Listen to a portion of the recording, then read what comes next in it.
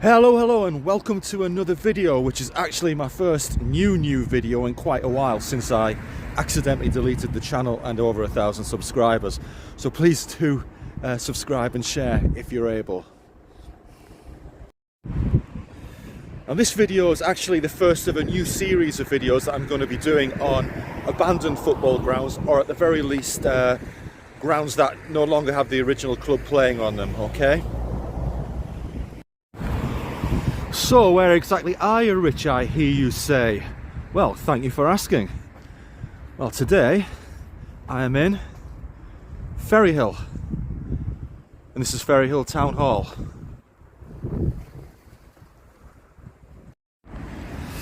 Now, Ferryhill is a former County Durham mining village which had a population of about 11,000 and was the home of the now defunct Ferryhill Athletic Football Club, which I'll tell you a little bit more about in a minute.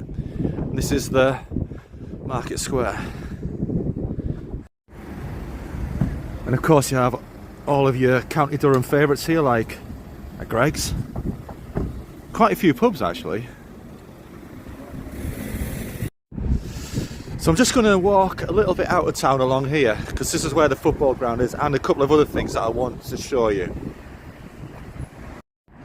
So Ferryhill, as I was saying, is was a mining village. It had a population of about 11,000, built mostly on the mines that were sunk in the 19th century.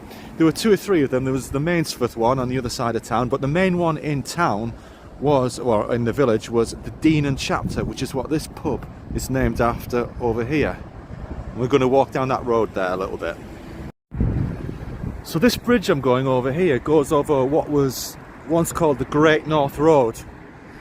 So basically, if you go that way, it's 12 miles to Darlington.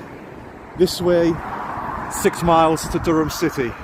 Now, I want to point out something here. So the Dean and Chapter mine in the village was literally just over the back of those houses there, and this whole housing estate here, the Dean Bank housing estate, was built by the pit owners to house the workers. Let's cross over. Right, so if I look south this way, if you just see that grey fence after the footbridge over there, that's where Ferryhill Athletic used to play. So we're going to walk down there and have a good look. So to walk to the football ground in the old days from the village centre, you'd be walking down this road, which is called Darlington Road, which is the name of the ground as well. Oh yeah, the Dean and Chapter mine shut in 1966, and the Mainsforth one nearby in 1968. So Ferryhill, unfortunately, has become one of the sort of archetypal forgotten northern towns, but you know, still a good place with good people, and that's all that counts. Oh, before I talk about the history of Ferryhill Athletic, there is a newly reformed club since 2022, which I'm going to talk about a little bit later. Okay, well, this is the first view of the former ground of Ferryhill Athletic, and it might get a little bit noisy around here, but I'll do my best. So Ferryhill Athletic, nicknamed the Latics, a bit like Oldham Athletic or Wigan Athletic, were formed in 1921, and they played in the Northern League from 1923 to 1997, just over here. And they were Northern League champions in 1938, 48 and 58, so a bit of symmetry there. And the club reached the FA Cup first round proper twice, in 1936 losing to Oldham 6-1, and 1964 losing to Workington 3-0. And I've got another little FA Cup story for you in a few minutes. So I'm hopefully going to put up some pictures from the website that'll give you a good idea of what the ground used to look like.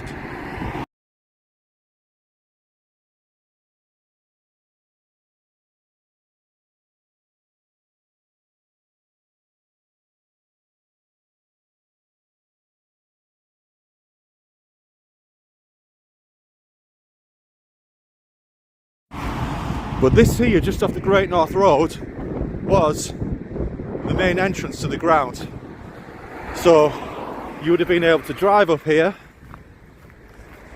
and this is where the turnstile block was.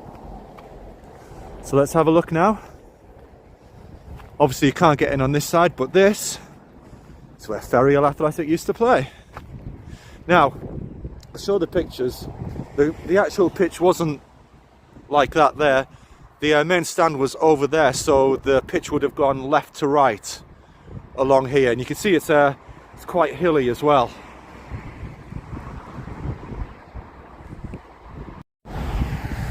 Yeah, so Ferryhill started playing here in 1921, and they left in 1994 due to financial difficulties. At least it hasn't been built on, which is a good thing in these times.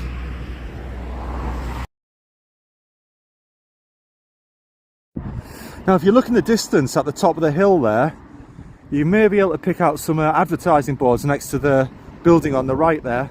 That's where the current Ferryhill Athletic play, and I'm going to visit that at the end of the video. Now, as you can see, the ground was very open on all sides, which meant that when the weather was bad, as it probably was very often, spectators could get, be pretty exposed. And the ground did have floodlights, which were first used in 1968-69, and one of them would have been sort of over in this corner over here. From the pictures I've seen, the ground wasn't right up against this bank over here, but it was probably about, I don't know, 20-30 yards. The back of the stand was probably 20-30 yards going south, going away from here. So there's a fair bit of space where this field is here.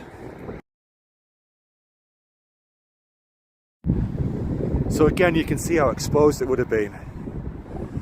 Anyway, I mentioned something about the FA Cup. A little bit of trivia here. Apparently, Ferryhill Athletic still hold the post-war record for the biggest victory in the FA Cup, beating Skinninggrove Works 18-0 in the 1954 competition. Now that's the FA Cup qualifying rounds, not the main rounds. And Skinninggrove's a little sort of steel village out beyond Saltburn in Yorkshire. I can't remember whether the pitch actually started, just to the right of this bank here. Comment in down below and let me know what it was like. But I think it was over here.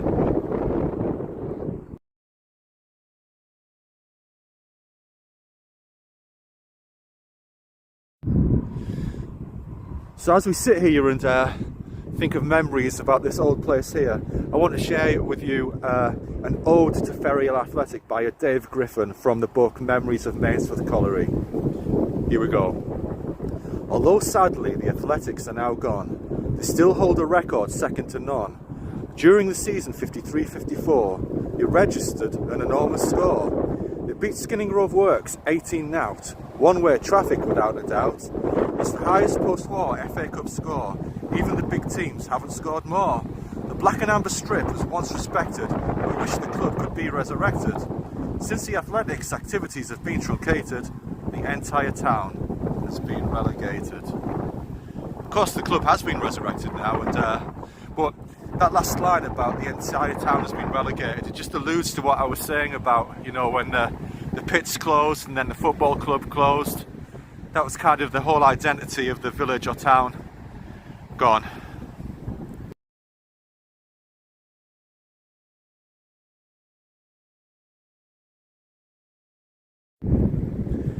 Anyway, with those memories intact, let's go and have a look at the new Ferryhill Athletic Football Club, which is somewhere up there. And here's another view of the ground showing how exposed it would have been on the top of a hill.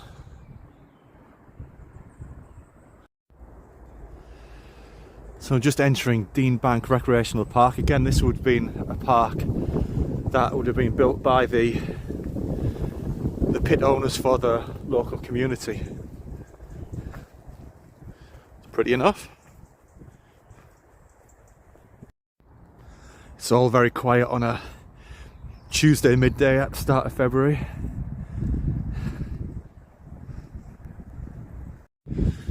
And here we are. Although it says Ferryhill Town Youth, it's actually the home of Ferryhill Athletic FC at the moment. Though apparently the Athletic want to look for a new ground to go to, one that they can expand. one of the places they were thinking of moving to was actually the site of the old ground, but it has access problems, as you would have seen coming off that main road. And here we are. In case you didn't believe me, Ferryhill Athletic Football Club. The Latics, and it's got the old badge of 1921 there, look. It's a standard Wearside League ground. Oh yeah, they play in the Wearside League Division 2, which is the 12th tier of English football. The same league that Willington are currently in. Check out my video on Willington, it's really good. And if you think that the old Ferryhill Athletic was in an exposed area, well, look at this one. It's even more at the top of a hill with no houses on one side. Okay then, well, as the rain comes down, that's it for this first video on abandoned football grounds here at Ferryhill Athletic FC.